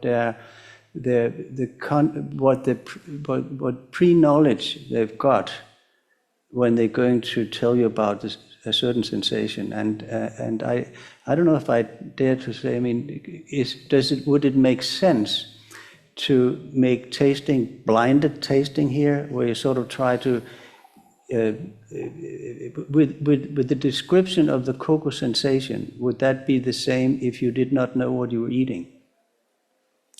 Can you repeat, because I didn't? Yeah, so when you train panels, quite often you try to blind out as much as away from, in order to find what is the fundamentals here. And so the reason why I'm asking this question is that you say it seems as though that those kind of foodstuff that the Japanese associate with Koku sensation, that's something where there's time involved. And then there's sort of from that time involved, then you say fermentation, it's also something that changes over time. That's a preconceived knowledge that the informant would have. Suppose that was not existing. Do you know how a Japanese subject would describe, now maybe something in this bottle here I got from Dr. Shioda, and you don't know where it comes from, and you just ask to tell about the sensation of this. Would that be different if you didn't know that this was a wonderful miso produced in Dr. Soda's own kitchen. Soda? Soyo, yeah. But it's very solid soda. From sorry. Yeah, sorry. Yeah, no, sorry. So during my, I think I understand the question. During my participant observation and my fieldwork in Japan, I was involved in all the process, but I didn't ask them to taste a specific product. Okay. And for example, one of the very good example, when I was cooking with the family in Kushihara, suddenly I started boiling and producing a foam. And I don't remember the name that Japanese, aku, I think? You wrote it. Yes, aku. And she said, it is important to remove that foam because it's so bitter and this is decreased koku sensation. So I didn't ask directly, try this. Actually, it was the opposite way around. They asked me, try this and tell me what you think. And they started explaining me why this is koku and what not. And one of the examples is the bitterness in the stew that she was cooking, and she was explaining. That's the reason, I didn't ask them to test anything. Just when I asked them, which kind of food has koku? And they answer me, Japanese curry on a stew or, yeah. Well, thank you very much for your response, and thank you very much for the discussion. Appreciate it. And this completes the questions from the panel. And now it's my duty as the president of the committee to ask if there's anyone in the audience who wants to ask a question to the candidate. This is a unique chance for you to learn something. So are there any questions? We have a microphone, so the gentleman up there, in the back. Hi, thanks for your presentation, really liked it. So my question pertains to the protein content in your substrate. So I was just curious because you said like even the sake makers, they find it really important what kind of rice they use. So what kind of barley did you use, and did you think about the protein content in your overall like umami-ness of your miso? Which kind of barley I used? I used a normal barley, beer barley, to grow aspergillus, and I didn't measure. That is from literature. I didn't measure the proper concentration of a protein, and of course I didn't have time to measure the amino acid compound either. So I don't know the concentration of a umami, for example. I don't know if I answer the question. Yeah, no. I was just curious, when you say normal barley, do you mean like whole barley or like pearl barley? Like what kind of? No, pearl barley. Pearl barley. Pearl barley. Yeah. Okay. Yeah. Thank you. Any further questions? Those? Should I wait for the microphone or should I use my outdoor voice? They work very well. So I have 3 questions, if that's okay. But you said we can take as much time as we want, so I'm going all in. Nabila, thank you so much for your presentation. And I also want to thank the panel. I really enjoyed all of your comments, and it's so exciting to see how you're also interacting and somehow like showing us the koku of transdisciplinarity that Nabila was talking about and that Iñaki also talked about. So my first question is, the first 2 questions are more about your social side, and the third question is more about transdisciplinarity. For the first question, I wanted to pick up on one of Professor Shioda's questions about AI. And so, I mean, you spoke to, how you used it only for transcription. I was wondering if you could maybe tell us if you then validated the results of the transcriptions in any way, because sometimes there could be some concerns that if we're sort of uncritically just taking whatever the AI spits out, And in your case, when it has to do with translation, right, there maybe is actually a lot at stake in assuming that the AI understands all the nuances of specific terms. Because a lot of what your analysis is based on is trying to unpack a lot of that detailed nuance of specific words, right? So I was wondering if you could tell us a bit about if you did anything after you got the translations from the AI to validate those terms, and if so, what that was. Yes, I did a lot of things. What did you do? After the software gave me all the information, I re-listened all the interview again and check if everything was correct.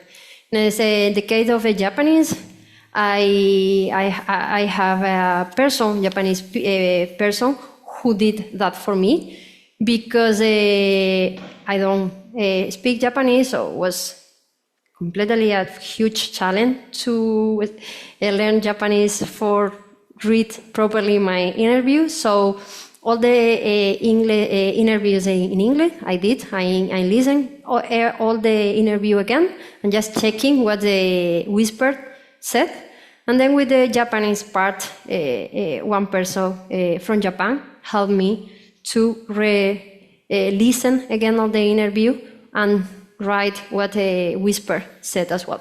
That is something that I did after the software gave me all the information. Because of course, a lot of different, for example, Koku is a completely new for the software, so I have to adapt all this small detail to get as much information and accurate information as possible. Right, thank you. And also, I'm guessing, to ensure that you can have a valid analysis of some of these other terms like complexity, aftertaste, layers. If you're relying on a lot of translating material, I guess you want to be sure that you're actually accurately translating the same terms or not, right? Yes. Otherwise, your conclusions don't really hold. Exactly. But it sounds like you did do it properly. So my second question is, I don't know, can you go maybe back to the slide of the clustering of all your participants? Let me. I don't know what happened. It's okay if you can't. But I'm referring to this slide that you had towards the end of socialization of Koku, where you're clustering your participants. Here, socialization. That's the annoying thing of saying, go to this slide. Yeah. So, if I've understood correctly, this clustering is based on the whole transcript of all of the interviews of your participants, right? Yes, exactly. Okay. So, if I wouldn't necessarily say this, but if a more critical reader, I think a more critical reader could say something like, okay, cool, you've detected a really clear signal of gender difference, but how do we know that that's actually related to how people talk about Koku specifically versus just how people talk in general? I mean, we know that, like, Japanese, for example, can be a highly gendered language. Like, different genders can speak the language in really different ways. And so, the signal that you could be picking up here when it comes to gender could be more about just generally how people speak the language rather than about how people talk about Koku specifically. And so my question is, can you think of ways that you could go about doing a further analysis to try to isolate the signal of how people talk about Koku specifically rather than just how people talk in general? If I have to do again this part of the research, I used more specific questions and I designed my interview completely different, more focused if I have a pattern between a different group of people. For example, that is one way that I would do again, and isolate different group and compare between each other. But in this, so you could, but I think that, like, you could maybe do it with the data set that you have. And so I'm wondering, only in analysis, not doing more data collection, okay, only taking this data set, can you think of any ways analytically that you could go about cutting a bit deeper into the data set to try to isolate with more rigor the signal of specifically how people are talking about Koku? Yes, for example, I had to do this part of the qualitative data. I had to discuss with different code. So probably go to a specific code to analyze the way that my participant described the term of Koku. So with the different code that I designed to analyze all the data. So with the specific code, I will go more in deep to study that part. For example, with this data. I would love to see that. I can disclaim that I am going to be the supervisor for this study, so my question is not this one here. And so thank you, Nabila. That's really great. And so my third question is maybe zooming out a little bit to think about the larger transdisciplinary agenda that you have, which I am also very compelled by. So you've talked a bit about, so my question is, I'm hoping that maybe you can reflect a bit more for us on how you can combine the natural science findings and the social science findings and what's at stake in that. So you've done it a little bit, maybe a bit indirectly. For example, I can think of one clear example in the first two studies where you're showing how you're suggesting that there's a link between the presence of certain volatile compounds that are associated with like fatty, oily, waxy smells, right? And then the kind of more social data that's suggesting that fattiness, the sort of percept of fattiness, is something that your participants also associate with Koku in a way that might not be associated with Koku ni specifically, as it's scientifically understood. So that's one example I can think of where you're showing, okay, there's potentially really cool sort of convergence or alignment in which the natural findings and the social findings are sort of maybe pointing at the same thing. So maybe there's a two-part question here. The first part is, I'm really curious if you have any other examples of that, where the natural findings and the social findings are maybe pointing at something similar. And then I'm also really interested, maybe even more interested, well, I won't compare, I'm equally interested in both, in kind of the opposite of that. And I think that might be a bit more difficult, but also really important for talking about transdisciplinarity. It's really easy to talk about transdisciplinarity when the findings align and point to the same thing. But it can be more challenging to account for what happens when you have two very different kinds of data that are pointing at really different findings, right? So I'm curious to hear if you have any examples from your whole study where maybe your natural science findings are pointing at one conclusion and your social science findings are pointing towards maybe a different, even incompatible conclusion.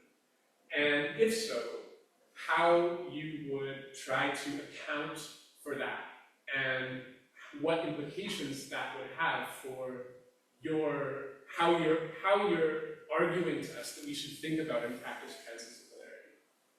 It's a lot. Yep.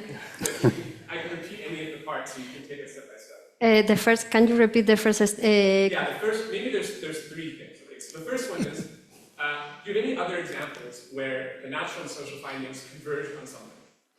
Yes, for example, when people use the type of process that we can use to increase Koku sensation, from natural science, of course, fermentation is one of the process. And my participant, especially not my participant who has been more close to academia, but people who has been, because I spend a lot of time in the rural area in Japan, so people who don't have any relation at all with academia, and they say the same, that fermentation is so important. So that is another information that we can compare. And also, for example, a lot of different of my participants said that chocolate or coffee, that is something that in my mind, or tea, sometimes a good tea or matcha tea, for example, or a good chocolate or coffee is Koku. In my mind, it's like, no at all, but for Japanese, it has Koku. And if you go to the natural science, at the end, all those products is a fermentation process. So it makes sense that for them as well, those products has a Koku. Right, okay, thank you. And I'm sure there's many more yep. examples, right? And reading your thesis, I can see that there's a lot of cases where they're also offering new perspectives to each other. And I think in the thesis you do a really good job of drawing those examples out. And so the second question is maybe the harder question, but I think it's really important to be thinking about alongside this. And this is the opposite. So are there any examples for you in your thesis, or maybe they're examples that aren't in the thesis precisely because they were harder to write into the thesis, right? But I'm really curious, and there's no right answer here, I'm more interested to hear you reflect on it first. Can you think of any examples where you have your natural science findings suggesting one thing, and your social science findings suggesting something else, maybe two things that are opposite or even incompatible with each other? For example, that a good example is Koku and Kokumi. The way that the people use natural science to use Kokumi, and for Japanese culture and Japanese language, Kokumi doesn't make sense at all, because a lot of people said maybe people that don't know what is Koku trying to push Kokumi in parallel of umami, but it's not the same, because a lot of my participants also say that need to be a specific receptor, like for example umami or sweetness, and Koku is a sensation. We cannot describe that as a taste. And in natural science, a lot of people use it in kokumi sensation, kokumi, even sometimes kokumi taste. And even myself at the beginning of this research and at the beginning of this process, use the term of kokumi in many different ways. And for social science part, for my participant, kokumi doesn't make sense. Yeah. And then maybe lastly, if the panel continues to indulge me, the third and final part of this big question around transdisciplinarity. In a case like this, where maybe the different findings point to different conclusions, and I think this is maybe one of the central challenges of trying to do transdisciplinary work, in a very disciplinary perspective, a natural scientist might feel, permitted to say, well, I'm a natural scientist, and so I'm going to give authority to the natural science being here, and the social science is kind of like extra fun, nice stuff that I'll use when it aligns with my findings, but when it doesn't, I can dismiss it because it's kind of like not as rigorous. And similarly, as Iñaki was telling us about, sometimes the social sciences can do something similar, where they say, well, we have authority to speak about the social world, and the natural sciences is done because it's too simple and too reductionistic, and so we can feel permitted to dismiss it. So my question is, what would you say to either or both kinds of very disciplinary colleagues, both natural scientists who believe that they are permitted to have authority, and also social science colleagues who feel permitted to have authority in their data? Can you think of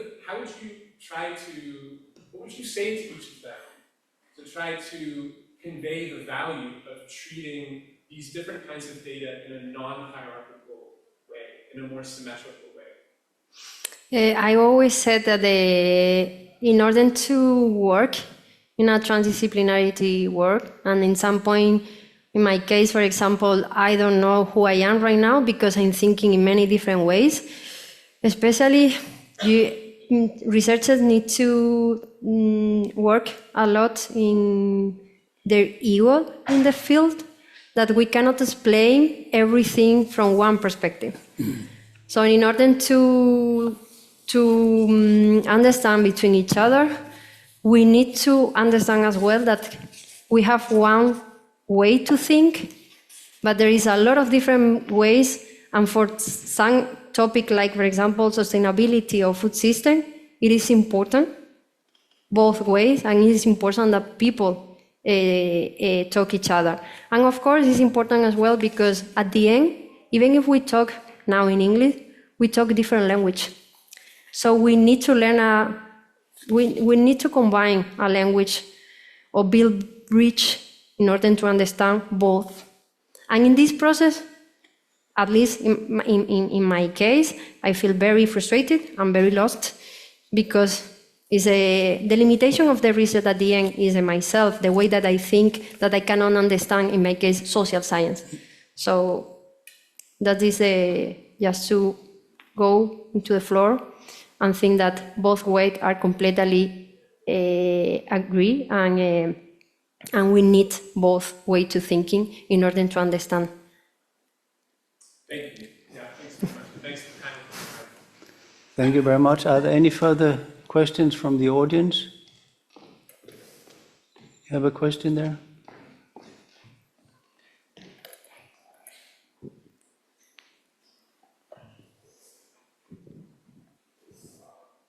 Thank you for your interesting presentation. I enjoyed a lot.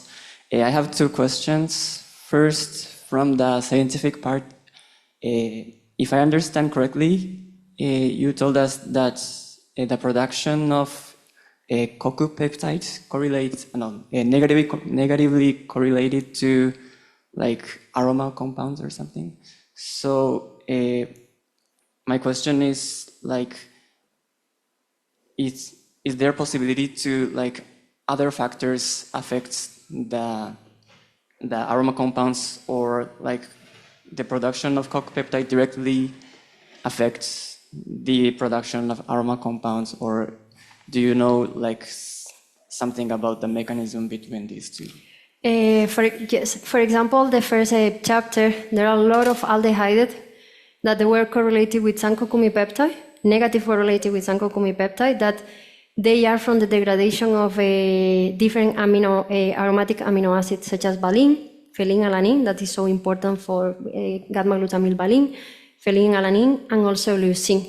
So that's could be the mechanism that can involve and confirm the negative correlation between aroma and Kokumi peptide.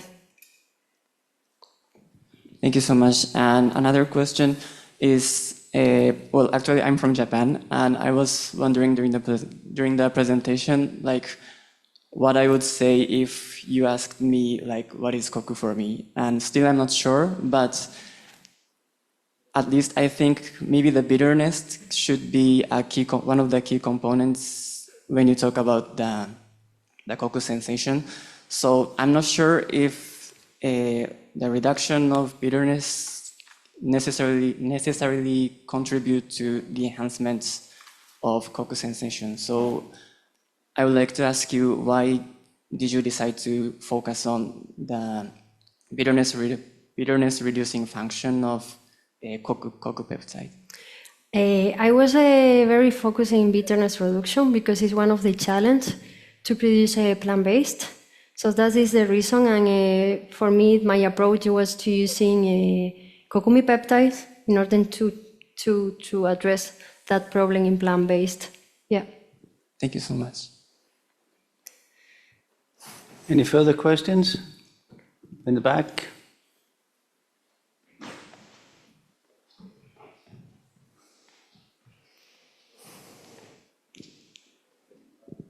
Thank you for your presentation. It's really beautiful.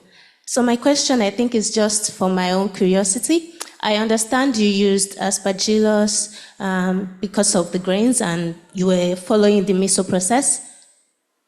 And also you are following the miso process to ferment the grains that you used.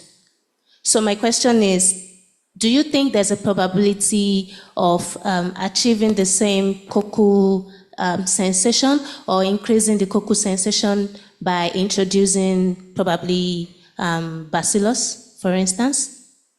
Yes, for sure. Yes, also bacillus, but also Penicillium roqueforti, because that's the reason different cheeses, such as roqueforti, has a Kokumi peptide.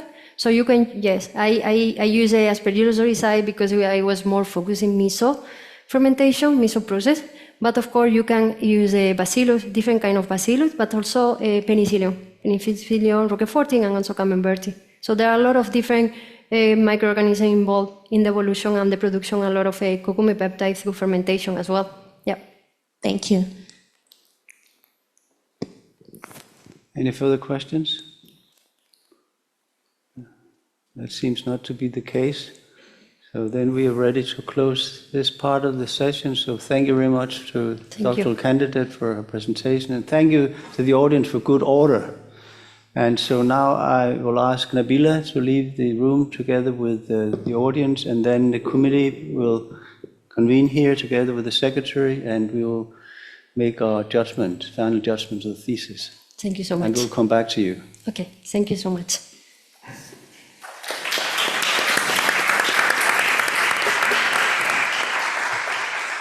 So, welcome back.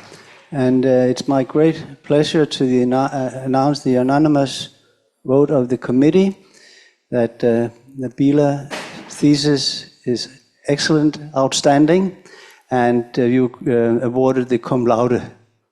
So. Thank you so much.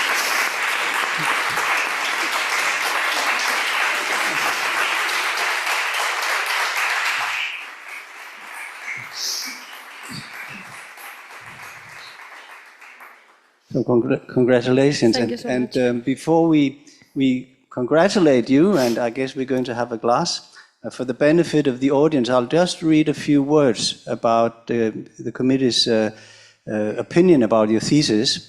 And it goes like this. The thesis of Nabila Rodriguez is an unusual thesis on several counts. Overall, it addresses one of the key issues in modern society, the coming major transformation in the global food systems and how it can be implemented.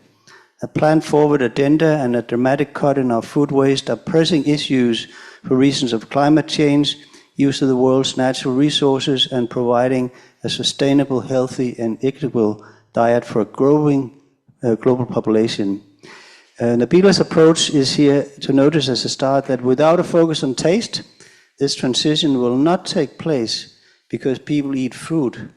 People don't eat sustainable nutrients, don't eat food because of calories. We eat for pleasure. Food is something that has to be eaten. And with that starting point, the thesis really goes about it in a very bold way, attacking the problem from two different sides. One, a more conventional route for natural scientists, by analyzing the composition of certain relevant foodstuff and identify flavor and flavor generation, and to use consumer sensory analysis to evaluate the taste perception. The other one is more one of a behavioral or social scientist, maybe even an anthropologist, interviewing and observing individuals who interact with food and who describe the sensory perception and verbal expression of their perception. And even more bold is that the candidate performs this part of the thesis work within a foreign food culture and foreign language region, being Japan, which is very remote for our own. So hence the program and the vision for the thesis are unusual and associated with a great deal of risk. Success of such a program would indeed be a test of a young researcher's capability as a mature scientist and researcher.